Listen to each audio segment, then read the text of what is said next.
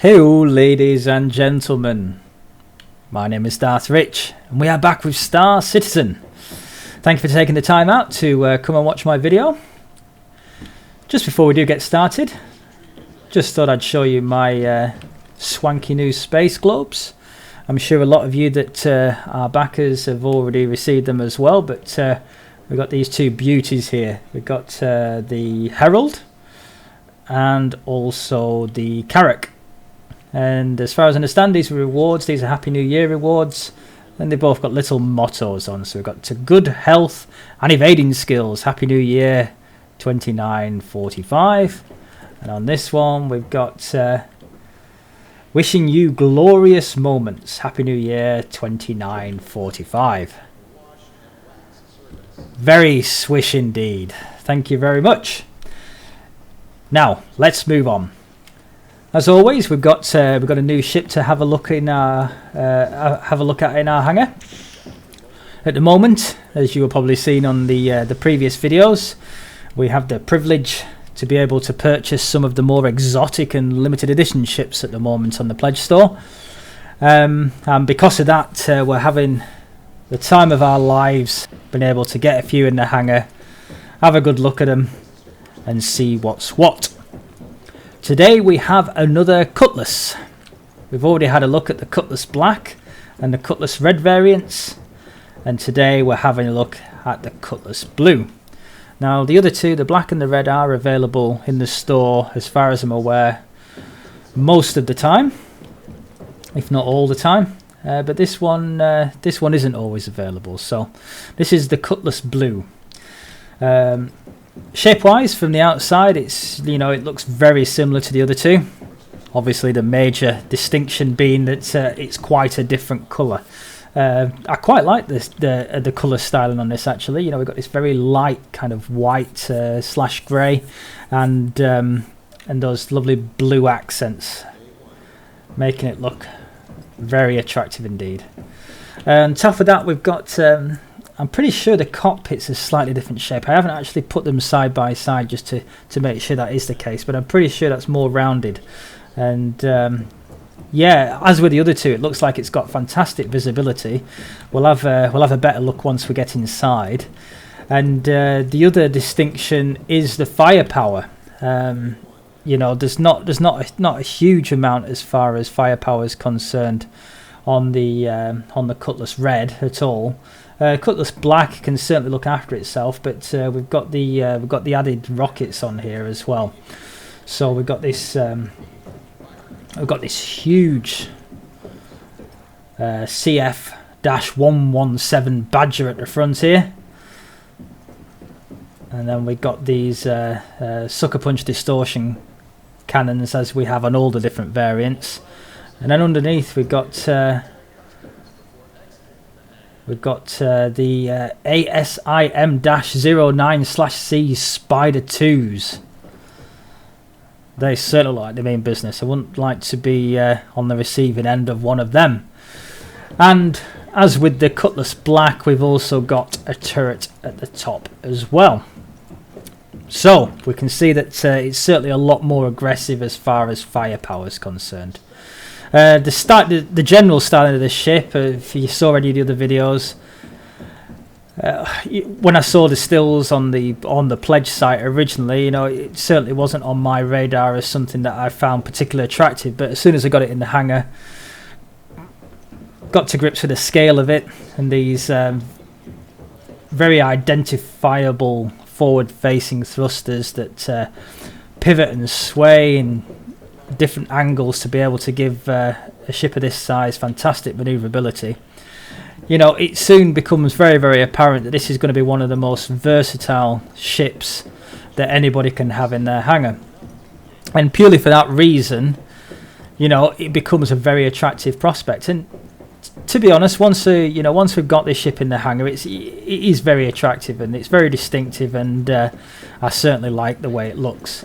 The finish of this ship, as with most, if not all, the spacecraft that we've come to look at so far, the finish is fantastic. Everything's got a purpose. The sheens on the paints and the metals and the way the light catches them are absolutely fantastic. And I think this this colour palette shows this particular spacecraft, the Cutlass, off in the very best out of the three. I think it looks absolutely fantastic. So as far as dimensions are concerned, it's identical to the other two.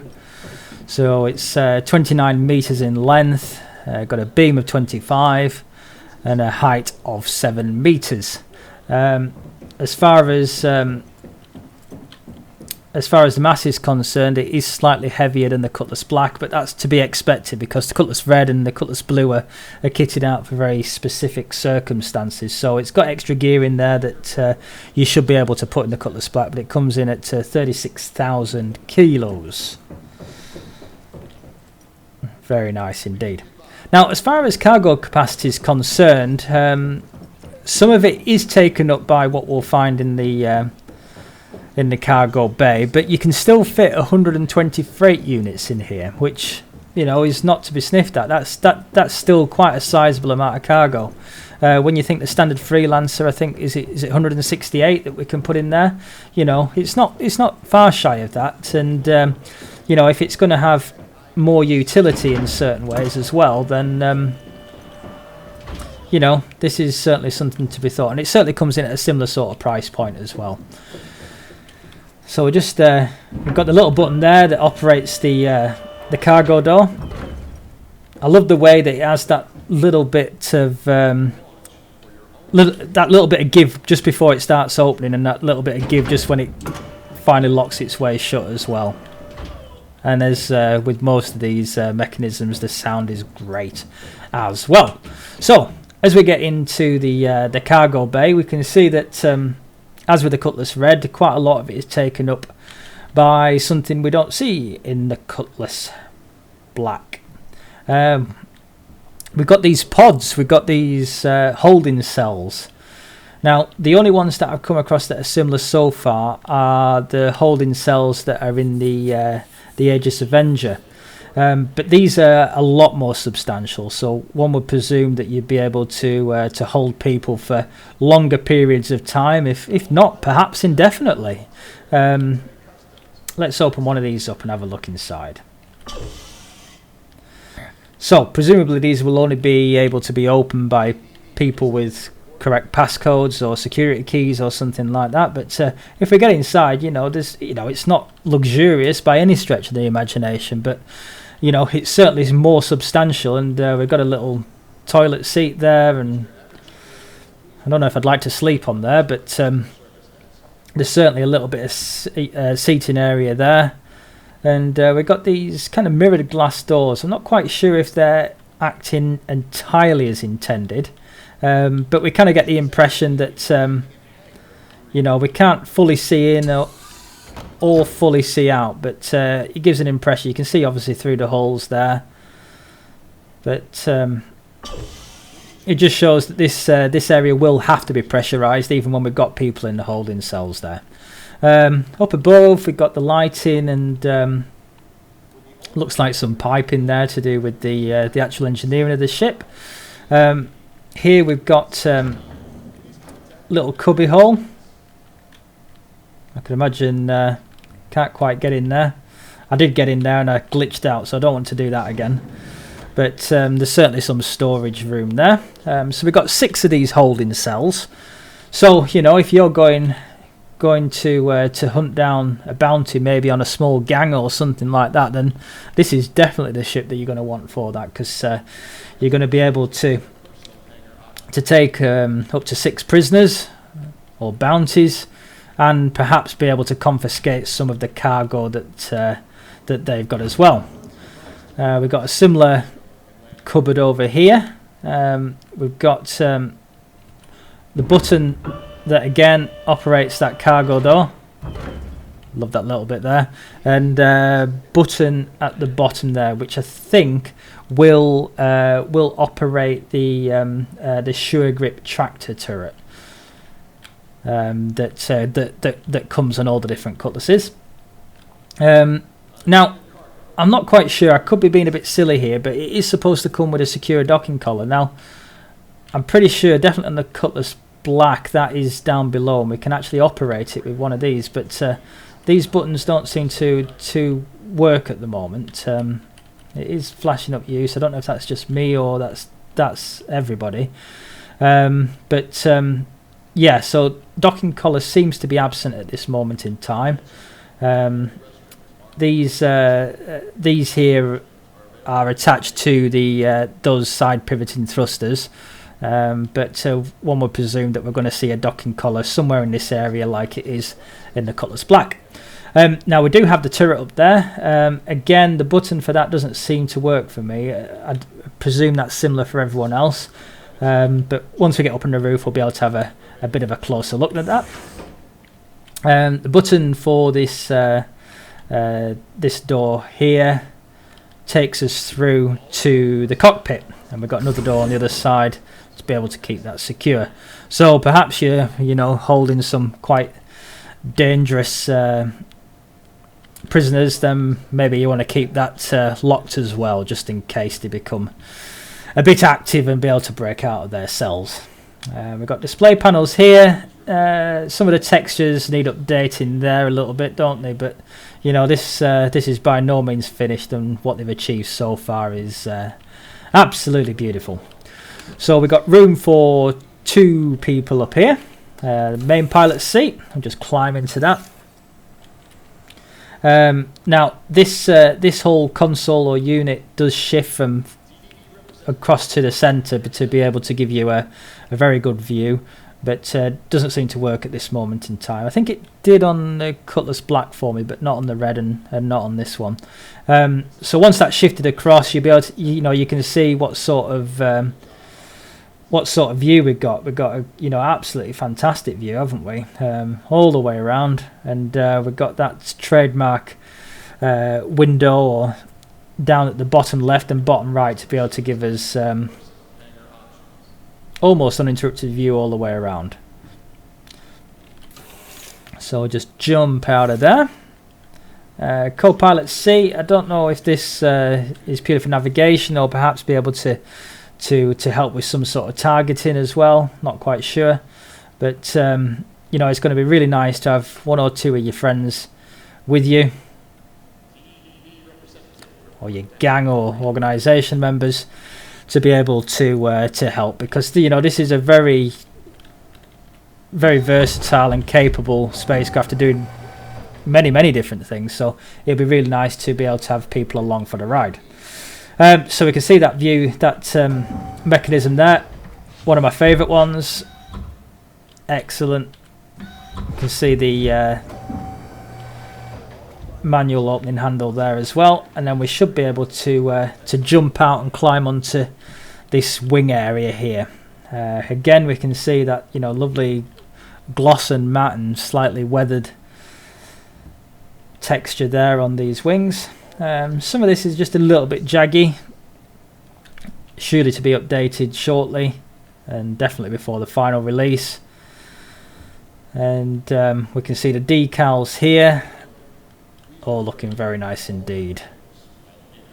Now obviously the blue and white gives me the impression of either police authorities or something like that, and I don't think we'll be far from the truth by assuming that. So looking very good indeed.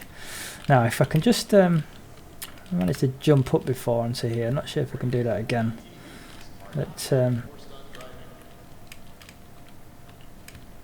no, it doesn't seem to be letting us do that. But we can see the turret there quite close up. Am I going to be able to get up there? No, I think it's gonna. We don't want it to glitch out on us again. So you can see the very substantial cannons there. It's the I think it's exactly the same turret that comes on the Cutlass Black.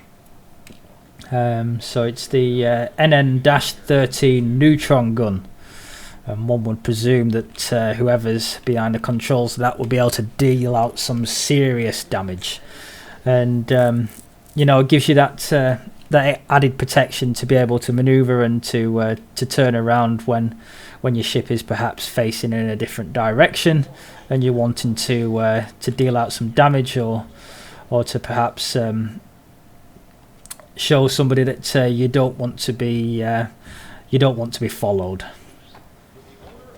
So if we just climb down here now, very swish, so we can see those rockets from the rear there, looking very menacing, and I absolutely adore this landing gear. I think it looks fantastic, absolutely beautiful. The little button here that operates the ladder and also that secure door there, and we can obviously see how this will fold up and become all nice and neat once we have taken off. So yeah, I don't think there's really much more to say, to be perfectly honest. Is this going to make its way into my hangar? I don't know. You know, I would certainly like it to be, but it's a substantial amount of money to be spending one particular ship. The Cutlass Black is going to be more than capable, and if we have the ability to be able to to fit that with perhaps a holding cell or two or something like that, and perhaps give it a bit more cargo space and or maybe a medical bay, and become more versatile that way for a small group or organisation, and that might be the way that we choose to go. But I certainly wouldn't argue with anybody that chooses this. I think it's a very impressive and imposing looking spacecraft. Looks absolutely fantastic in your hangar.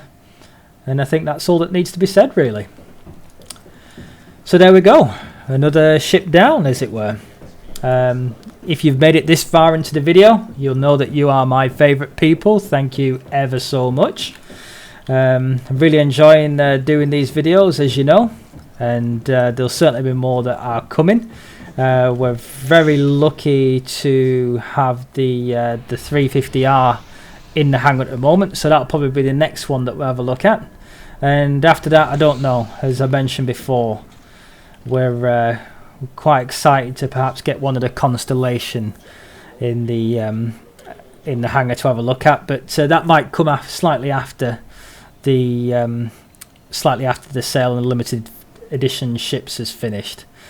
Then again, I need to make a decision. Is it the Constellation that perhaps we go for, or the Banu Merchantman? That's something that's giving me probably more food for thought than it probably should do at this moment in time. So I think that's it for another video. Just feel free to like or dislike accordingly. I'd love to see the comments if I've made any mistakes, or if you'd like to add anything to perhaps what's been talked about in the video, or even if you just want to say hello. Any of those will be very much appreciated. Probably make time here just to thank everyone who has commented or subscribed or liked recently. I started off doing the videos for my own benefit, and it seems like a few people are starting to enjoy them with me. So it'd be nice to say hello to the new subscribers. We've got Jonathan Michal, Mr. Easter Rabbit, Slipper Pixels, Kaiser Solo 76, Roger Dahl, and Johnny Zhang. It's very nice to have you all aboard, and thank you very much for subscribing, and I hope to see you all in Star Citizen at some time. There is a placeholder organisation up on the RSA website at this moment in time. If you'd like to take a look, and I'm looking probably for a little bit of guidance and help to administering it once we get going. If anybody is interested in that side of things, then please feel free to take a look, and if you've got any questions or queries, then just send me a comment or message. So that's about it for another week, and I think we'll leave it there, and when we've got another ship to go and have a look at, which shouldn't be too far away, we'll see you then. Goodbye for now.